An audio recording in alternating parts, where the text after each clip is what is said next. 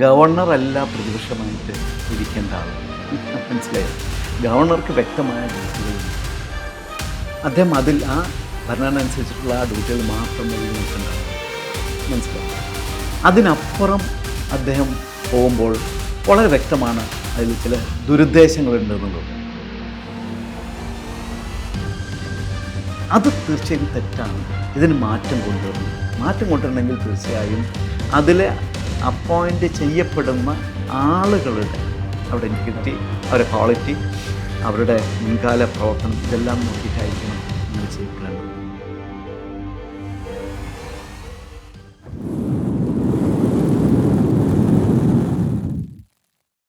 ഏവർക്കും നിലപാടിലേക്ക് സ്വാഗതം.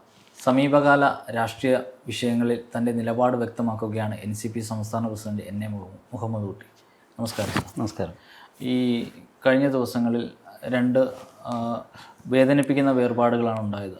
ഒന്ന്, മലയാളത്തിൻ്റെ സാഹിത്യ ലോകത്ത് സമാനതകളില്ലാതെ മുന്നേറ്റം കാഴ്ചവെച്ച MD വാസുദേവൻ നായർ. മറ്റൊരാൾ ഇന്ത്യയെ വികസന സ്വപ്നങ്ങളിലേക്ക്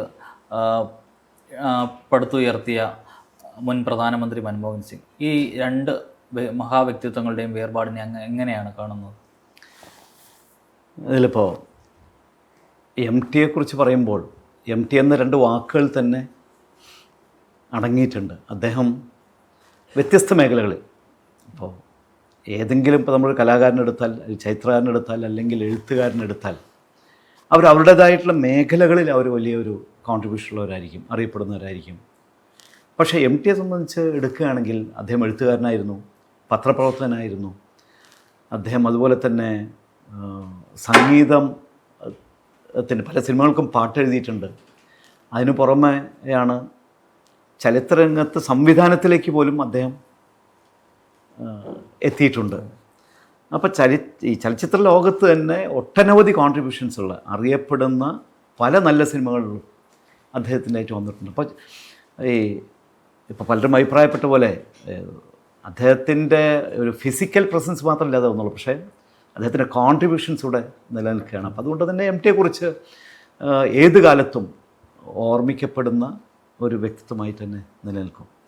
മറ്റൊന്ന് പറഞ്ഞാൽ നമ്മുടെ മൻമോഹൻ സിംഗിൻ്റെ കാര്യം എടുക്കുകയാണെങ്കിലും അതുപോലെ തന്നെ ഇന്ത്യയിൽ നിന്ന് മാത്രമല്ല വിദേശത്ത് പോലും എല്ലാവരും ആദരിക്കപ്പെടുന്ന ഒരു വ്യക്തിത്വമായിരുന്നു. കാരണം അദ്ദേഹത്തിൻ്റെ കോൺട്രിബ്യൂഷൻസ്, അദ്ദേഹം അധ്യാപകനായിരുന്നു.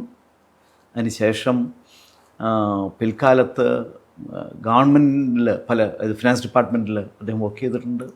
ഇന്ദിരാഗാന്ധിയുടെ കാലം മുതൽ ഇങ്ങോട്ടെടുത്താൽ നമ്മുടെ പ്രധാനമന്ത്രിയായിരുന്ന റാവുവിൻ്റെ കാലം വരെ അദ്ദേഹം വ്യത്യസ്ത മേഖലകളിൽ പല കോൺട്രിബ്യൂഷൻസ് നടത്തിയിട്ടുള്ളതാണ്.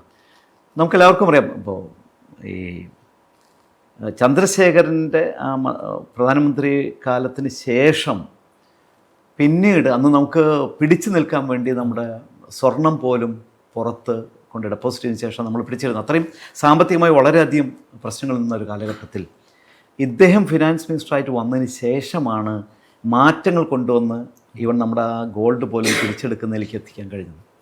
അപ്പോൾ അങ്ങനെ ഇപ്പോൾ വിദേശ രാജ്യങ്ങളിലൊക്കെ UN പോകുമ്പോൾ തന്നെ അദ്ദേഹത്തിന് കിട്ടിയിരുന്നൊരു മറ്റേത് ഒരു പ്രധാനമന്ത്രിക്കും ലഭിക്കുന്നതിനേക്കാൾ കൂടുതലായിട്ടുള്ള, അതുപോലെ മറ്റൊരു ഹെഡ് ഓഫ് സ്റ്റേറ്റ് എന്നുള്ള എനിക്ക് കിട്ടിയിട്ടുള്ളത് അബ്ദുൽ കലാമിനായിരുന്നു, നമ്മുടെ പ്രസിഡൻ്റായിരുന്നു. അപ്പോൾ അത്തരത്തിൽ ഏറ്റവും ലോകമാകമാനം ആദരിക്കുന്ന തരത്തിലുള്ളൊരു വ്യക്തിത്വമാണ്. ഈ രണ്ടുപേരുടെയും വിയോഗം തീർച്ചയായിട്ടും കേരളത്തിന് മാത്രമല്ല ഇന്ത്യക്കും ഒരു നികത്താനാവാത്ത അവിടെ തന്നെയാണ്. ഒരു സംശയമുണ്ട്. രണ്ടാം UPA ഭരണകാലത്ത് ആ സർക്കാർ ഒരുപാട് പഴി കേട്ടിരുന്നു. അപ്പോഴും മൻമോഹൻ സിംഗ് എന്ന പ്രധാനമന്ത്രിയെ മാത്രം വളഞ്ഞിട്ട് ആരും വലിയ തോതിൽ ആക്രമിച്ചിട്ടില്ല. അന്ന് അദ്ദേഹം പറഞ്ഞൊരു കാര്യം, മാധ്യമങ്ങൾ തന്നെ ആക്രമിക്കുന്നു, പ്രതിപക്ഷം തന്നെ ആക്രമിക്കുന്നു, ഇവരൊക്കെ തിരുത്തിയില്ലെങ്കിലും ചരിത്രം അത് തിരുത്തപ്പെടുമെന്ന് അദ്ദേഹം പറഞ്ഞു വെക്കുന്നു. മാത്രമല്ല, ഉദാരവൽക്കരണവും സ്വകാര്യവൽക്കരണവും ഒക്കെ ഇന്ത്യക്ക് പരിചയപ്പെടുത്തിയ ഒരു ഭരണാധികാരിയും അദ്ദേഹമായിരുന്നു. അതേ സമയത്ത് തന്നെ ഇന്നും ഇപ്പോൾ സംസ്ഥാനത്താണെങ്കിലും വ്യാവസായിക രംഗത്തൊക്കെ സ്വകാര്യവൽക്കരണമൊക്കെ കടന്നു വരുന്നുണ്ട്. മൻമോഹൻ സിംഗ് മുന്നോട്ട് വെച്ച സ്വകാര്യവൽക്കരണവും ഇന്നത്തെ സർക്കാരുകൾ മുന്നോട്ട് വെക്കുന്ന സ്വകാര്യവൽക്കരണവും തമ്മിൽ താരതമ്യം ചെയ്യുമ്പോൾ എങ്ങനെയാണ്? അതിൻ്റെ ഒരു കണ്ടിന്യൂഷൻ ആക്ച്വലി. പിന്നെ മറ്റെന്താണെങ്കിൽ ഒരു കാലഘട്ടത്തിനനുസരിച്ചുള്ള മാറ്റങ്ങൾ എപ്പോഴും കൊണ്ടുവരേണ്ടതുണ്ട്. അത് ഈ ഫിനാൻഷ്യൽ രംഗത്തും തീർച്ചയായിട്ടും നിർബന്ധമായും മാറ്റങ്ങൾ വേണം. അപ്പം അന്നത്തെ കാലഘട്ടത്തിന് തീർച്ചയായും അദ്ദേഹം തുടങ്ങി വെച്ച അതിൻ്റെ പിന്നീടുള്ള കാലഘട്ടത്തിൽ അതിനനുസരിച്ച് പോകാൻ പല സർക്കാരുകളും കഴിഞ്ഞിട്ടില്ല എന്നുള്ളതാണ് ഇന്നത്തെ ഒരു പരാജയമായിട്ട് വരുന്നത്. അതിൻ്റെ തുടർച്ച തന്നെയാണ് വന്നിട്ടുള്ളത്. പക്ഷേ ആ തുടർച്ചയിൽ അതുപോലെ തന്നെ നിലനിൽക്കുകയാണ്. മാറ്റങ്ങൾ വരുന്നതനുസരിച്ച് വ്യത്യസ്തമായ മേഖലകളിലേക്ക് നമുക്ക് കടന്ന് കയറേണ്ടതുണ്ട്. ഇപ്പോൾ ഇന്നത്തെ പത്രത്തിൽ തന്നെ ഉണ്ട്, ഈ IT മേഖലയിൽ വ്യത്യസ്തമായ കുറേ മാറ്റങ്ങളായിരുന്നു. എന്താ ക്വാണ്ടം ഡെവലപ്മെൻറ്റ് എന്നൊക്കെ പറഞ്ഞിട്ടുള്ള സയൻറ്റിഫിക് ആയിട്ടുള്ള ഒട്ടനവധി, അതിപ്പോൾ എൻജിനീയറിങ്ങിൽ 3rd സെമസ്റ്റർ മുതൽ അതിൻ്റെ കരിക്കുലത്തിൽ ആഡ് ചെയ്യാണ്. അപ്പോൾ ഞാൻ പറയുന്നത് ഓരോ കാലഘട്ടത്തിലും എല്ലാ മേഖലകളിലും ഇത്തരത്തിലുള്ള വ്യത്യസ്ത ഡെവലപ്മെൻറ്റ്സ് വരുന്നുണ്ട്. ആ ഡെവലപ്മെൻറ്റ് അനുസരിച്ച് നമ്മൾ മാറി വരണം. അത് മാറാൻ കഴിയാത്തതുകൊണ്ടാണ് പല ഗവൺമെൻറ്റുകളും ഇന്ന് ഈ പ്രശ്നങ്ങൾ വരുന്നത്. അപ്പോൾ അതിനനുസരിച്ച് മുന്നോട്ട് പോകണം. അത് ഭരണകർത്താക്കൾക്കും അതിൽ വലിയൊരു കടമയുണ്ട്. അതുകൊണ്ടാണ് ഇത് സംഭവിക്കുന്നത്.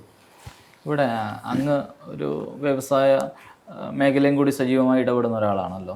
ഇപ്പോൾ ഈ ലോജിസ്റ്റിക്സ് എന്നൊക്കെ പറയുമ്പം ഒരു സേവന മേഖല കൂടിയാണ്.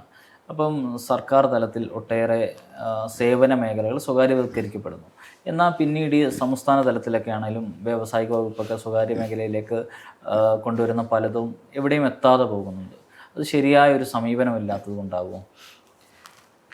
ഇത് രണ്ടും ആവശ്യമാണ്. ഇന്ത്യയുടെ ആദ്യ കാലഘട്ടങ്ങളിലെ ഡെവലപ്മെൻറ്റ് മുഴുവൻ പബ്ലിക് സെക്ടറിലേക്ക് കൊണ്ടുവന്നുകൊണ്ടിരുന്നത്. അന്ന് സ്വകാര്യ മേഖല ഇല്ല. വാസ്തവത്തിൽ ഉണ്ട്, വളരെ കുറച്ച്. ഇപ്പോൾ ടാറ്റ പോലുള്ള ചില ആളുകൾ മാത്രമാണ് അത്തരം സ്വകാര്യ മേഖലയിലേക്ക് വന്ന് ചില പ്രൊഡക്റ്റീവായിട്ടുള്ള കാര്യങ്ങൾ കൊണ്ടുവന്നത്. പക്ഷേ പബ്ലിക് സെക്ടർ ആണ് അന്ന് ഏറ്റവും വലിയ കോൺട്രിബ്യൂഷൻ കൊടുത്തിട്ടുള്ളത്. നെഹ്റുവിൻ്റെ കാലം മുതൽ ഇന്ദിരാഗാന്ധി ആണെങ്കിലും അത് ചെയ്ത് കൊണ്ടുവന്നു. പക്ഷേ ഇക്കാലത്തുള്ള ഗവൺമെൻറ് വന്നപ്പോൾ അന്നത്തെ നവരത്ന കമ്പനികളെ പോലും വിറ്റുകൊണ്ട് അതിൽ നിന്നുള്ള പൈസ ലാഭം എടുത്തുകൊണ്ട് മറ്റ് ഡെവലപ്മെൻറ്റിലേക്ക് കൊണ്ടുപോകണം. പക്ഷേ ആ ഡെവലപ്മെൻറ്റ് പലതും കൃത്യമായിട്ടല്ല പോകുന്നത്. അപ്പോൾ സ്വകാര്യ മേഖലയ്ക്കും തീർച്ചയായും കാലക്രമേണ സ്വകാര്യ മേഖലയിൽ വളരെയധികം അഡ്വാൻറ്റേജസും അതിനുള്ള കഴിവുള്ള കുറേ കമ്പനികളും ആളുകളും വന്നിട്ടുണ്ട്. അവരെ ഉപയോഗപ്പെടുത്തി തീർച്ചയായും സ്വകാര്യ മേഖലയ്ക്ക് വളരാനുള്ള നല്ലൊരു സാഹചര്യം ഇവിടെ ഉണ്ട്. പബ്ലിക് സെക്ടറിൽ വന്നതാണെങ്കിൽ പബ്ലിക് സെക്ടറിൽ എപ്പോഴും ഗവൺമെൻറ് അപ്പോയിൻറ്റഡ് ആയിട്ടുള്ള ഒഫീഷ്യൽസ്, റിട്ടയർഡ് ഒഫീഷ്യൽസിനൊക്കെ കയറിയിരിക്കാനുള്ളൊരു സ്ഥലം എന്നുള്ള നിലയ്ക്കൊക്കെ ഉള്ള പലതും ആയിക്കഴിഞ്ഞു. അപ്പോൾ അത്തരം അപ്പോയിൻമെൻറ്റുകളിൽ കഴിവുള്ളവരെ പലരും ചെയ്യാത്തതുകൊണ്ടാണ് പബ്ലിക് സെക്ടർ പലതും നഷ്ടത്തിലായത്. മനസ്സിലായി? ചേഞ്ചസ് അവിടെയും കൊണ്ടുവരേണ്ടതുണ്ട്. ഓരോ സമയത്തും പലതിനും ചിലപ്പോൾ പ്രശ്നങ്ങളുടെ റീ എഞ്ചിനീയറിങ്ങിന് പോകേണ്ട അവസ്ഥകളുണ്ട്. ഇതൊന്നുമില്ല. അവർ ആ ഒരു അഡ്മിനിസ്ട്രേറ്റീവ് പവറിൽ നിന്നുകൊണ്ട് ഭരിക്കുന്നത് മാത്രമേ ഉള്ളൂ. അങ്ങനെ നഷ്ടത്തിലായ കമ്പനികളെ സ്വകാര്യവൽക്കരിക്കുകയാണെങ്കിൽ തീർച്ചയായിട്ടും അത് നല്ലത് തന്നെയാണ്. മനസ്സിലായോ? പബ്ലിക് സെക്ടറിലും മാറ്റങ്ങൾ, ഇതുപോലുള്ള മാറ്റങ്ങൾ കൊണ്ടുവന്നെങ്കിൽ മാത്രമേ നിലനിൽക്കാൻ പറ്റുള്ളൂ. ഈ രണ്ടും ചേർന്നതായിരിക്കണം. കാരണം ഗവൺമെൻറ്റിന് ഈ സാധാരണക്കാരെ, താഴെയുള്ള ജനങ്ങൾക്ക് ഉപകാരപ്രദമായ അതിൽ തൊഴിലവസരങ്ങൾ സൃഷ്ടിക്കാനായി ഉള്ള അവസരം കൊടുക്കണമെങ്കിൽ പബ്ലിക് സെക്ടറിനും വേണം എന്നുള്ളതാണ് എൻ്റെ അഭിപ്രായം. പ്രൈവറ്റ് സെക്ടറിലും അതുപോലെ തന്നെ അത്തരത്തിലുള്ള ഈ മാറ്റങ്ങൾ സൃഷ്ടിച്ച് പ്രൈവറ്റ് സെക്ടറിൽ കുറച്ചുകൂടി അവർക്ക് ഈസിയാണ്. പബ്ലിക് സെക്ടറിൽ മാറ്റം കൊണ്ടുവരാൻ കുറേ ബുദ്ധിമുട്ടുകളുണ്ട്. പക്ഷേ പ്രൈവറ്റ് സെക്ടറിൽ കുറച്ച് ഈസിയാണ്. അതുകൊണ്ട് ഇന്ന് ഒട്ടനവധി ആളുകൾ പ്രൈവറ്റ് സെക്ടറിൽ ഇൻവെസ്റ്റ്മെൻ്റ് ആയിട്ട് വരുന്നുണ്ട്. അവർക്ക് ആവശ്യമായ സപ്പോർട്ട് കൊടുക്കലാണ് ആക്ച്വലി. അത് ഈ മാനുഫാക്ചറിങ് സെക്ടറിൽ ഇപ്പോൾ കമ്പനികൾ പുതുതായിട്ട് വരുന്നത് കുറവാണ്. ശരിക്കും മാനുഫാക്ചറിങ് സെക്ടറിലും ഒട്ടനവധി ഡെവലപ്മെൻറ്റ്സ് കൂടെ കൊണ്ടുവരാൻ കഴിയുന്നതാണ്. പക്ഷേ ഇന്ന് സർവീസ് സെക്ടറാണ് കുറച്ചുകൂടി കൂടുതൽ ആളുകൾ. അതൊരു പക്ഷേ ഈ തൊഴിൽ മേഖല ഉണ്ടാകുന്ന സമരങ്ങൾ, പ്രശ്നങ്ങൾ, മനസ്സിലായോ? അല്ലെങ്കിൽ മാനുഫാക്ചറിങ് മേഖലയിൽ വരുമ്പോൾ, ഇന്നോവേഷൻ വരുമ്പോൾ അതിനനുസരിച്ചിട്ടുള്ള റോ മെറ്റീരിയൽസിൻ്റെ അവൈലബിലിറ്റിയോ അല്ലെങ്കിൽ ബാക്കിയുള്ളോ, അല്ലെങ്കിൽ പുറത്ത് ചൈന പോലെയുള്ള രാഷ്ട്രങ്ങളിൽ എന്ന് പറഞ്ഞാൽ ഹ്യൂജ് ക്വാണ്ടിറ്റിയാണ് അവിടെ ഇന്ന്. അപ്പോൾ കോസ്റ്റ് അതിൽ വളരെ കുറച്ച് ചെയ്യുമ്പോൾ അവർക്ക് ഈസി ആയിട്ട് മാർക്കറ്റ് ചെയ്ത് സെയിൽ ചെയ്യാൻ പറ്റുന്നുണ്ട്. ഇന്ത്യയിൽ അതുമായി താരതമ്യം നമുക്ക് പിടിച്ചെടുക്കാൻ കഴിയില്ല. അപ്പോൾ അതുകൊണ്ടുണ്ടാകുന്ന പ്രശ്നങ്ങൾ ഇതിനെല്ലാം തരണം ചെയ്യേണ്ടതുണ്ട്. എങ്കിൽ മാത്രമേ സർവീസ് സെക്ടറായാലും ഈ മാനുഫാക്ചറിങ് സെക്ടറായാലും നിലനിൽക്കുള്ളൂ. അല്ലെങ്കിൽ സർവീസ് സെക്ടർ എന്ന് പറഞ്ഞുകൊണ്ട് മാത്രം പോയതുകൊണ്ട് മാത്രം നമുക്ക് പിടിച്ചു നിൽക്കാൻ കഴിയില്ല. ഇവിടെ ഗവർണറും സർക്കാരും തമ്മിലുള്ള സംഘർഷങ്ങളും സംഘടനകളും ഒക്കെ നമ്മൾ ഒരുപാട് കണ്ടതാണ്. ഗവർണർ ഇപ്പോൾ മാറ്റിയിരിക്കുന്നു. ഗവർണറുടെ മാറ്റം അസാധാരണമാണെന്ന് അങ്ങ് കരുതുന്നുണ്ട്. അതോടൊപ്പം തന്നെ 5 വർഷം പൂർത്തിയാക്കിയത് കൊണ്ടാണ് മാറ്റമെന്നാണ് കേന്ദ്ര സർക്കാർ വൃത്തങ്ങൾ സൂചിപ്പിക്കുന്നത്. എങ്ങനെയാണ് ഈ മാറ്റത്തെ കാണുന്നത്? ആരിഫ് മുഹമ്മദ് ഖാൻ പിടിച്ചു നിൽക്കുന്നതിനോട് ഒരു ടൈമും കൂടിയും കിട്ടാൻ വേണ്ടി അദ്ദേഹം വളരെയധികം ശ്രമിച്ച ഒരാളാണെന്നുള്ള അദ്ദേഹത്തിൻ്റെ പ്രവർത്തനങ്ങൾ നമുക്ക് മനസ്സിലാക്കാം. ഈ അദ്ദേഹത്തിൻ്റെ പല പ്രവർത്തനങ്ങളും ഇപ്പോൾ വഴിയിൽ വണ്ടി നിർത്തി ചെന്ന് കരിങ്കൊടി കാണിച്ച സ്റ്റുഡൻസിനെതിരെ അദ്ദേഹം പറയുന്ന കാര്യങ്ങളൊക്കെ നമുക്കറിയാം. പല യൂണിവേഴ്സിറ്റികളിലുള്ള അനാവശ്യമായ ഇടപെടലൊക്കെ, അതൊക്കെ ഒരു കേന്ദ്രത്തിൽ ഭരിക്കുന്ന സർക്കാരിനെ ഒന്ന് പ്രീതിപ്പെടുത്തുന്നതിന് വേണ്ടിയിട്ടുള്ളത്. അല്ലാതെ ഭരണഘടനയുടെ ഉത്തരവാദിത്വമാണ് അത് നിലനിർത്തുന്ന, അതിൻ്റെ കാര്യങ്ങൾ കൃത്യമായി ചെയ്യുന്നതിനുള്ള ചില ഉദ്ദേശത്തോടെയാണ് ഗവർണർമാരുടെ അപ്പോയിൻമെൻറ്റ്. ഗവർണർ എന്നത് ഇത് തസ്യ വേണോ എന്നുള്ള ചോദ്യം ഇവിടെ ഇപ്പോൾ പലരും കൊണ്ടുവന്നിട്ടുണ്ട്. അപ്പോൾ ഇത്രയും അധികം പൈസ ചിലവാക്കി ഇങ്ങനൊരു വലിയ സിസ്റ്റത്തിനെ നിലനിർത്തണോ എന്നുള്ള ചോദ്യമാണ് അവിടെ വരുന്നത്. മനസ്സിലായോ? അപ്പോൾ അത് പ്രസിഡൻറ്റിൻ്റെ കീഴിൽ തന്നെ ചില ഒഫീഷ്യൽസിനെ അപ്പോയിൻറ്റ് ചെയ്ത് കഴിഞ്ഞാൽ എല്ലാ സംസ്ഥാനങ്ങൾക്കുള്ള ഒരു സിസ്റ്റം അവിടുന്ന് തന്നെ ഈ ഗവേണിംഗ് അവിടെ നടത്താവുന്നുള്ളൂ. അപ്പോൾ പിന്നെ ഓരോ സംസ്ഥാനത്തിൽ പൈസ ചിലവാക്കിയിട്ട് ഒരു സിസ്റ്റം വേണോ എന്നുള്ള ചോദ്യം നിലനിൽക്കുന്നുണ്ട്. പക്ഷേ ഇപ്പോൾ നടക്കുന്ന എന്താണെങ്കിൽ ഈ അപ്പോയിൻമെൻറ്റ്സ് എല്ലാം മുൻകാലങ്ങളിൽ നിന്നും വ്യത്യസ്തമായി. ഇപ്പോൾ ആരുമുഖാൻ എന്ന് പറയുന്ന വ്യക്തി, അദ്ദേഹം മുൻപ് കോൺഗ്രസ് ആയിരുന്നു, പിന്നെ ജനതാദളിൽ ഒന്നും അങ്ങനെ മന്ത്രിയായിട്ടുള്ള ഒരു ഇതിലൂടെ വന്ന ഒരാളാണ്. പിന്നീടാണ് അദ്ദേഹം ഇപ്പോൾ BJPയുടെ ഭാഗമായിട്ടുള്ളൊരു ഇതിലേക്ക് വരുന്നത്. പക്ഷേ ഇപ്പോൾ വരുന്ന അപ്പോയിൻമെൻറ്റ്സ് എല്ലാം വളരെ കൃത്യമാണ്. RSSൻ്റെ VHPയുടെ അറിയപ്പെടുന്ന നേതാക്കളെയാണ് ഇപ്പോൾ ഇത്തരത്തിലുള്ള ഗവർണറായിട്ട് കൊണ്ടുവരുന്നത്. കേരളത്തിൽ ഇത്തരത്തിൽ ഇപ്പോൾ നടന്ന അപ്പോയിൻമെൻറ്റ് പറ്റി ആലോചിക്കുകയാണെങ്കിൽ ഇവിടെ ഈ BJP കൊണ്ടുവരുന്ന നയമുണ്ട്. ഒരു സൈഡിലൂടെ അടിക്കുകയും മറ്റേ സൈഡിലൂടെ തലോടുകയും ചെയ്യുന്നൊരിതുണ്ട്. മനസ്സിലായോ? അതിൻ്റെ ഭാഗമാണ് ഇപ്പോൾ ചില കരോളിന് എതിരെ നടന്നതും ചില സ്കൂളിൽ കയറി ആക്രമണം ഉണ്ടായതും. ഒപ്പം ഇപ്പുറത്തുകൂടെ വേറൊരിതിലൂടെ ഒരു കമ്മ്യൂണിറ്റിയെ ഞങ്ങൾ ചേർത്ത് പിടിക്കുന്നു പറഞ്ഞിട്ട് കൊണ്ടുപോകുന്നൊരിതുണ്ട്.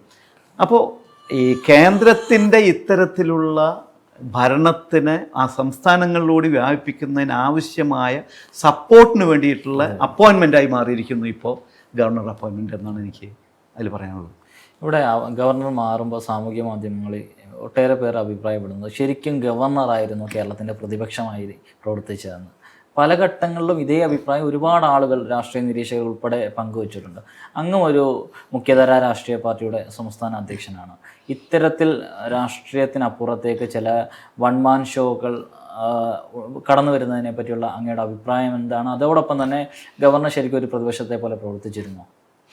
അല്ല, ഗവർണറല്ല പ്രതിപക്ഷമായിട്ട് ഇരിക്കേണ്ട ആൾ. മനസ്സിലായോ? ഗവർണർക്ക് വ്യക്തമായ ഡ്യൂട്ടികളുണ്ട്. അദ്ദേഹം ആ ഭരണഘടന അനുസരിച്ചിട്ടുള്ള ആ ഡ്യൂട്ടികൾ മാത്രം ഒതുങ്ങി നിൽക്കേണ്ട ആളാണ്. മനസ്സിലായോ? അതിനപ്പുറം അദ്ദേഹം പോകുമ്പോൾ വളരെ വ്യക്തമാണ് അതിൽ ചില ദുരുദ്ദേശങ്ങളുണ്ട് എന്നുള്ളത്. മനസ്സിലായി? പലപ്പോഴും അദ്ദേഹം അത് കടന്നുകൊണ്ട് മുന്നോട്ട് പോയിട്ടുണ്ട്. ഒരു സർക്കാരിന് കൃത്യമായി അതിനെ നല്ല നിലയ്ക്ക് മുന്നോട്ട് പോകാൻ ആവശ്യമായ സപ്പോർട്ട് കൂടി കൊടുക്കൽ ഒരു ഗവർണർ ഡ്യൂട്ടിയാണ്. അല്ലാതെ അതിന് പ്രശ്നങ്ങൾ ഉണ്ടാക്കിയിട്ട് സ്വന്തം താല്പര്യങ്ങൾ നേടുന്നതിലല്ല. മനസ്സിലായോ? എന്നാൽ സർക്കാരും അതുപോലെ തന്നെ അദ്ദേഹത്തിൻ്റെ എല്ലാ താല്പര്യങ്ങൾക്കും എതിര് നിന്നിട്ടില്ല. അദ്ദേഹം ആവശ്യപ്പെടുന്ന ഒപ്പം എല്ലാം അദ്ദേഹത്തിന് ആവശ്യങ്ങളെല്ലാം നിറവേറ്റി കൊടുക്കുന്നുണ്ട്. മനസ്സിലായി? അത് ഗവൺമെൻറ് ബാധ്യത ആകുന്നത് പോലും ചെയ്തു കൊടുക്കുന്നുണ്ട്. കാരണം പിടിച്ചു നിൽക്കാൻ വേണ്ടി, ഒരു ശല്യമതി ഇല്ലാതിരിക്കാൻ വേണ്ടിയെന്ന് നമുക്ക് പലപ്പോഴും രാഷ്ട്രീയത്തിൽ നിൽക്കുന്ന നമ്മളെപ്പോലെ പലർക്കും അങ്ങനെ തോന്നിയിട്ടുണ്ട്. അപ്പോൾ അത് തീർച്ചയായും തെറ്റാണ്. ഇതിന് മാറ്റം കൊണ്ടുവരണം.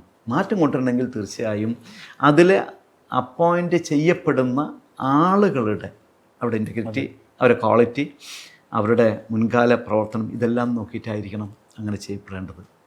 ഇവിടെ നന്നേ ചെറുപ്പം മുതലേ സംഘപരിവാർ രാഷ്ട്രീയത്തെ ജീവിതകൃതമായി കാണുന്ന ഒരാളാണ് കേരളത്തിന് ഗവർണറായി പുതുതായിട്ട് കടന്നു വരുന്ന ആൾ. അതേസമയം തന്നെ നരേന്ദ്രമോദിയായിട്ടും വളരെ വലിയ അടുപ്പം സൂക്ഷിക്കുന്ന ആളാണ്. അതോടൊപ്പം തന്നെ ഇപ്പം ചില ക്രൈസ്തവ വിഭാഗങ്ങൾ സംസ്ഥാനത്ത് ചെറുതായെങ്കിലും സംഘപരിവാറിനോട് BJPയുടെ അകൽച്ച പാലിക്കുന്നൊരു സമയവുമാണ്. അപ്പോൾ അദ്ദേഹം ഒരു ക്രിസ്ത്യൻ കൂടിയാണ്. അപ്പം BJP സംഘപരിവാർ ഒരു ക്രിസ്ത്യൻ വിഭാഗത്തെ തങ്ങളിലേക്ക് അടുപ്പിക്കുക, അങ്ങനെ ഒട്ടേറെ ലക്ഷ്യങ്ങളുണ്ടോ ഈ നിയമനത്തിന് പിന്നിൽ? ഇന്നത്തെ രാഷ്ട്രീയ സാഹചര്യത്തിൽ അങ്ങനെ സംശയിച്ചാൽ തെറ്റില്ല എന്ന് പറയണം. ഞാൻ ഒരാളുടെ പേഴ്സണലായിട്ടുള്ള അയാളുടെ ഏത് മതവിഭാഗമാണ് എന്ന് നോക്കാത്ത ഒരാളാണ്. അത് നോക്കരുതെന്നുള്ള വളരെ കൃത്യമായി വിശ്വസിക്കുന്ന ഒരാളാണ്. നമ്മളെല്ലാം ഇന്ത്യക്കാരാണ്. അതിനപ്പുറം അയാൾ ഓരോരുത്തരും അവരുടെ സ്ഥാനത്ത് വരുമ്പോൾ ഏത് മതക്കാരാണ് നോക്കരുതെന്ന് അഭിപ്രായമുള്ള ഒരാളാണ് ഞാൻ. പക്ഷേ ഇന്നത്തെ ഒരു രാഷ്ട്രീയ സാഹചര്യം വെച്ച് നോക്കുമ്പോൾ അങ്ങയുടെ ഈ ചോദ്യത്തിൽ മറിച്ചൊന്നും പറയാനില്ല. കാരണം വെച്ച് കഴിഞ്ഞാൽ പിന്നെ അദ്ദേഹത്തിൻ്റെ ഇപ്പോൾ അദ്ദേഹം അപ്പോയിൻ്റ് ചെയ്തിപ്പോൾ അദ്ദേഹത്തിൻ്റെ പ്രവർത്തനങ്ങൾ എങ്ങനെ എന്ന് നോക്കിയിട്ട് വേണം നിരീക്ഷിച്ചതിന് ശേഷമേ എന്തെങ്കിലും പറയാൻ പറ്റുള്ളൂ. മനസ്സിലാവും. അപ്പോൾ നമ്മൾ അങ്ങനെ കാണരുതെന്നാണ് എൻ്റെ ഒരു ഉള്ളിൻ്റെ ഉള്ളിൽ. ഒരാളെ അപ്പോയിൻ അയാളുടെ മതത്തെക്കുറിച്ചോ അല്ല കാണേണ്ടത്. പക്ഷേ സംഘപരിവാറിൽ പ്രവർത്തിച്ച ഒരാൾക്ക് തീർച്ചയായിട്ടും BJP ഗവൺമെൻറ് കേന്ദ്രം ഭരിക്കുമ്പോൾ അതിനോട് അനുകമ്പയോടുകൂടി മാത്രമേ അദ്ദേഹത്തിന് നിൽക്കാൻ പറ്റുള്ളൂ എന്നുള്ള കാരണം മറ്റ് സംസ്ഥാനങ്ങളിലും എല്ലാം നടന്നുകൊണ്ടിരിക്കുന്ന ഈ ഗവർണർമാരുടെ ഇത്തരത്തിലുള്ള പ്രവർത്തനങ്ങളോട് നോക്കുമ്പോൾ നമുക്ക് മറിച്ച് കാണാൻ കഴിയില്ല എന്നുണ്ട്. പക്ഷേ അതിന് മാറ്റം അദ്ദേഹം തന്നെ കൊണ്ടുവരികയാണെങ്കിൽ, ഈ വരുന്ന നിയമത്തിനാകുന്ന പുതിയ ഗവർണർ അതിനൊരു മാറ്റം കൊണ്ടുവരികയാണെങ്കിൽ, പ്രത്യേകിച്ച് കേരളത്തിൽ അതിനുള്ളൊരു സാഹചര്യമുണ്ട്, അതിലേക്ക് ആവട്ടെ എന്ന് പ്രത്യാശിക്കാം എന്ന് മാത്രമേ അതിൽ പറയുന്നുള്ളൂ. ഇവിടെ ക്രൈസ്തവ വലിയ തോതിൽ സംസ്ഥാനത്തിനേക്കാൾ മറ്റ് സംസ്ഥാനങ്ങൾ വലിയ തോതിൽ ദേവാലയങ്ങൾ പോലും അക്രമങ്ങൾക്ക് ഇരയാകുന്ന സാഹചര്യമുണ്ട്. അതേസമയം തന്നെയാണ് പ്രധാനമന്ത്രി നരേന്ദ്രമോദി ക്രിസ്മസ് വിരുന്ന് ഡൽഹി സംഘടിപ്പിക്കുന്നു. ഈ രണ്ട് നിലപാടുകളും രണ്ട് സമീപനങ്ങളും അങ്ങ് എങ്ങനെയാണ് നോക്കിക്കാണുന്നത്? അല്ല, അതിൽ മൈനോറിറ്റീസ് എന്ന നിലയ്ക്ക് എടുക്കണം. ഇപ്പോൾ മുസ്ലിം മൈനോറിറ്റീനെ ഗോത്ര മുതൽ എടുത്തു കഴിഞ്ഞാൽ, അതിന് മുമ്പേ അത് നമ്മുടെ ഈ പള്ളി വിളിക്കൽ മുതൽ ഉള്ള എടുത്താൽ ഓരോ സ്റ്റേജുകളിലായി അവരെ ഭീഷണിപ്പെടുത്തി, അതുപോലെ തന്നെ ഈ നമ്മൾ കൗസിലോട്ടറിന് എതിരെ ഉള്ള വന്നതും, ആളുകളെ വഴിയിൽ വെച്ച് പശുവിനല്ല കാളെ കൊണ്ടുപോകുമ്പോൾ ഇത് ആക്രമിക്കുന്ന പോലുള്ള വളരെയധികം പ്രശ്നങ്ങൾ, അത്തരത്തിലുള്ള ഒട്ടനവധി പ്രശ്നങ്ങളിലൂടെ മുസ്ലിം കമ്മ്യൂണിറ്റിയെ ശരിക്കും ഒരു ഭീതിയുടെ നിലനിർത്തിക്കൊണ്ടുള്ള ഒരു ഇതിലേക്ക് കൊണ്ടുവന്നു. അപ്പം അന്നേ മറ്റ് പലരും അറിയപ്പെടുന്ന പല എഴുത്തുകാർ പറഞ്ഞു, മനസ്സിലായോ? ഒരു ജർമ്മൻ എഴുത്തുകാരൻ്റെ വാക്കുകൾ ഉദ്ധരിച്ചുകൊണ്ടാണ് പറഞ്ഞത്, ഇന്ന് ഇത് നീയാണെങ്കിൽ, നീ ഇന്ന് സുരക്ഷിതനാണെന്ന് വിചാരിക്കുന്നുണ്ടെങ്കിൽ അതല്ല, നാളെ നീയാണ് എന്നുള്ളത് എനിക്കൊരു ഇത് പറയണ്ടായി.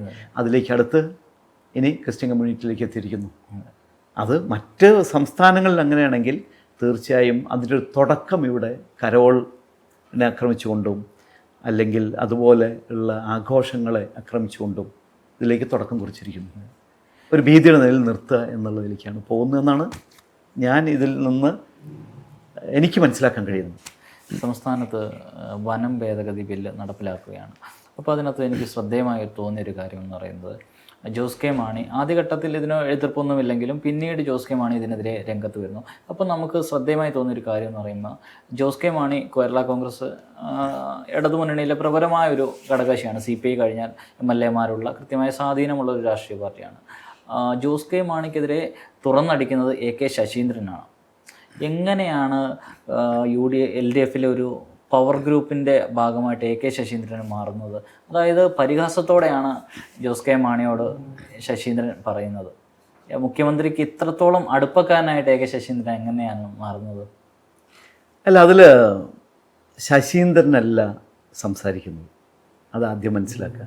ശശീന്ദ്രൻ, ഞാൻ ആ പാർട്ടിയുടെ ഭാഗമായിരുന്ന ആളാണുള്ളത്, വളരെ വ്യക്തമായിട്ടറിയാം. അദ്ദേഹം ഒരു വാക്ക് പറയുന്നുണ്ടെങ്കിൽ 10 പ്രാവശ്യം ആലോചിച്ചിട്ട് അദ്ദേഹം എന്തെങ്കിലും ഒന്ന്, അദ്ദേഹം അധികം സംസാരിക്കുന്ന ആളല്ല, പറയുന്നതിൽ കൃത്യതയുള്ള ആളാണ്.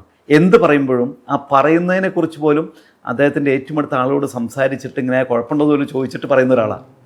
അപ്പോൾ അത്തരത്തിൽ ശശീന്ദ്രൻ പറയുന്നുണ്ടെങ്കിൽ അതിൻ്റെ പേരിൽ മറ്റ് ചിലരുടെ വാക്കുകളാണ് അതെന്ന് നമുക്ക് എടുക്കേണ്ടതായിട്ട് വരും, ഒരു സംശയം വേണ്ട. അപ്പോൾ ജോസ് കെ മാണി ഇടയ്ക്ക് വെച്ചിട്ട് UDFിൽ പോകുന്നു അടുത്തതിൽ എന്നുള്ള എനിക്ക് ചില സംഭാഷണമൊക്കെ നടത്തി വരുന്നുണ്ട്, മനസ്സിലായോ? ഇനി അതുമായി ബന്ധപ്പെട്ടിട്ടോ ഏതായാലും ഈ നിയമം ചർച്ചകൾക്ക് വിധേയമാക്കാതെ ഇത്തരത്തിൽ ഒരു ഓർഡിനൻസിലൂടെ കൊണ്ടുവരേണ്ടതല്ല, അല്ലെങ്കിൽ ഒരു ഓർഡറായിട്ട് കൊണ്ടുവരേണ്ടതല്ല. അത് കൃത്യമായി ചർച്ച നടത്തിക്കൊണ്ടാണ് വരേണ്ടത്. അതിലുള്ള എല്ലാവരും അതിനെതിരെ, ഒട്ടനവധി ആളുകൾ അതിനെതിരെ ഇപ്പോൾ ഓൾറെഡി രംഗത്ത് വന്നിട്ടുണ്ട്.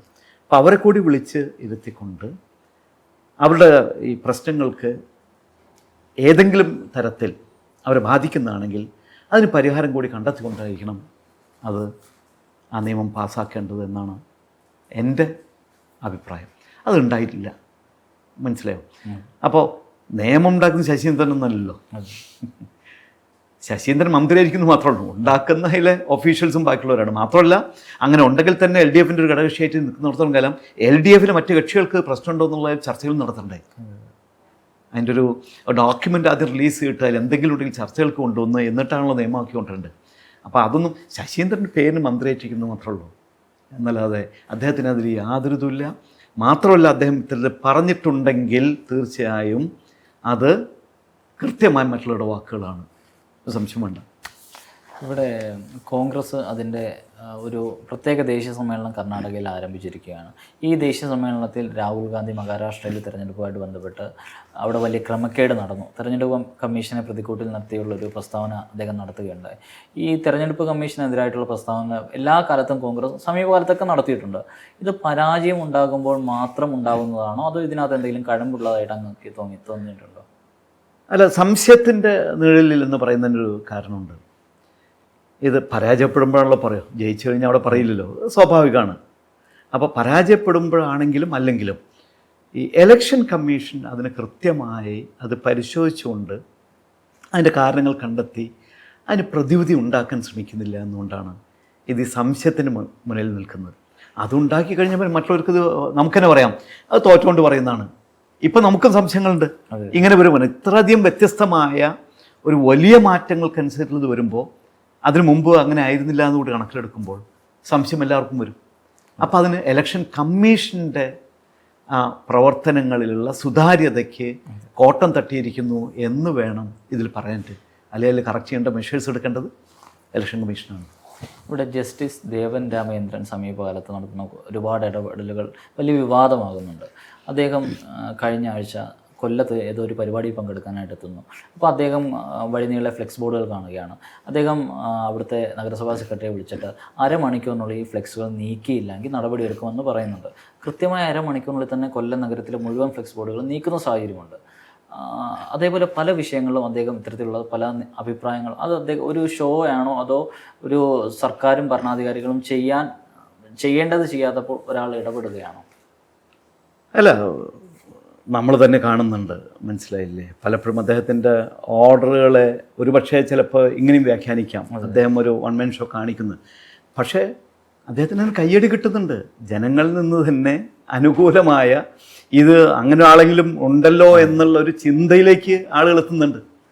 അപ്പോൾ പിന്നെ തീർച്ചയായും ഞാൻ പറഞ്ഞത് ഇവിടെ നമ്മളത്തെ പ്രശ്നം എന്താ, നിയമമുണ്ടെങ്കിലും നടപ്പിലാക്കുന്നതിൽ ഉദ്യോഗസ്ഥർ കൃത്യമായ സീരിയസ് ആയിട്ടുള്ള ഇത് എടുക്കുന്നില്ല എന്നുള്ളതാണ്.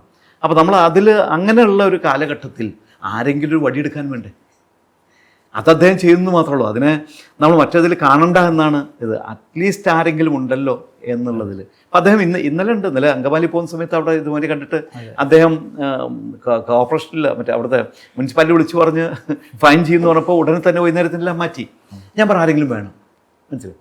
ഉദ്യോഗസ്ഥർ എന്ന് പറയുന്നത് അവർക്ക് എന്തെങ്കിലും ചെയ്താൽ അവർ ഡ്യൂട്ടി കഴിഞ്ഞു എന്ന് ധരിക്കുന്ന, അവരുടെ ശമ്പളം വാങ്ങിക്കുന്നു, അവരുടെ കാര്യങ്ങൾ സുഖമായി കൊണ്ടുപോകുന്നു എന്നതിനപ്പുറമുള്ളൊരു നാടിൻ്റെ നന്മയ്ക്ക് വേണ്ടി ചിന്തിക്കുന്നവരൊന്നുമില്ല. ശരിക്കും യാഥാർത്ഥ്യം പരിശോധിച്ചാൽ ഒരുപക്ഷെ രാഷ്ട്രീയ പാർട്ടികളെക്കാട്ടും ഇപ്പോൾ ഏറ്റവും അധികം ഫ്ലെക്സ് ബോർഡ് കൊടുക്കുന്ന സർക്കാരായിരിക്കുമല്ലോ.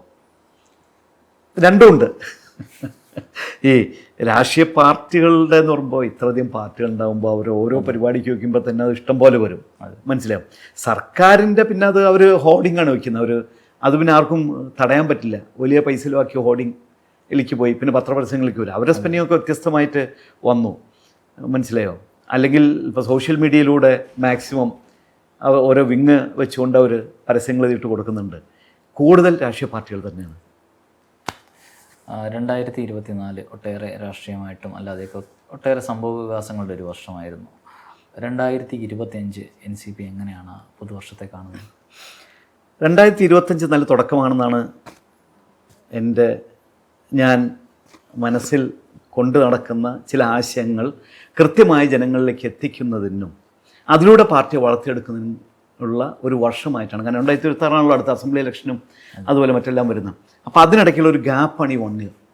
ഇത് തീർച്ചയായും മാക്സിമം നല്ല നിലയിൽ ജനങ്ങളിലേക്ക് ഒരു വ്യത്യസ്തമായ ഒരു പാർട്ടിയായി ജനങ്ങളിലേക്ക് അവതരിപ്പിക്കുന്നതിനും എത്തിക്കുന്നതിനുള്ള ഒരു പരിശ്രമമാണ് ഉള്ളത്. അതിനുള്ള പ്രവർത്തനങ്ങളിലാണ് ഞാൻ ഈ 2024 അവസാന ഘട്ടങ്ങളിലെല്ലാം അതിനുള്ള പ്രവർത്തനങ്ങളുമായിട്ടാണ് മുന്നോട്ട് പോയത്. 2025 അതുകൊണ്ട് തന്നെ കേരളത്തിലെ ശ്രദ്ധിക്കപ്പെടുന്ന വ്യത്യസ്തമായൊരു പാർട്ടിയായി NCP ഉണ്ടാവും. മുൻകാലങ്ങളിൽ NCP എന്ന് കേൾക്കുമ്പോൾ തന്നെ ആൾക്കാർക്ക് വളരെ ഒരു മോശമായ ഇപ്പോൾ അതിലേക്ക് NCP അല്ലെങ്കിൽ NPSഉം ഇപ്പോൾ വളരെ മോശമായിട്ട് എത്തിക്കൊണ്ടിരിക്കുകയാണ്, മനസ്സിലായോ? അപ്പം അതിന്ന് വ്യത്യസ്തമായ ഇത് ശ്രദ്ധിക്കപ്പെടേണ്ട ഒരു പാർട്ടിയാണെന്നുള്ള ചിന്തയിലേക്ക് എത്തിക്കലാണ് 2025 എൻ്റെ ദൗത്യം.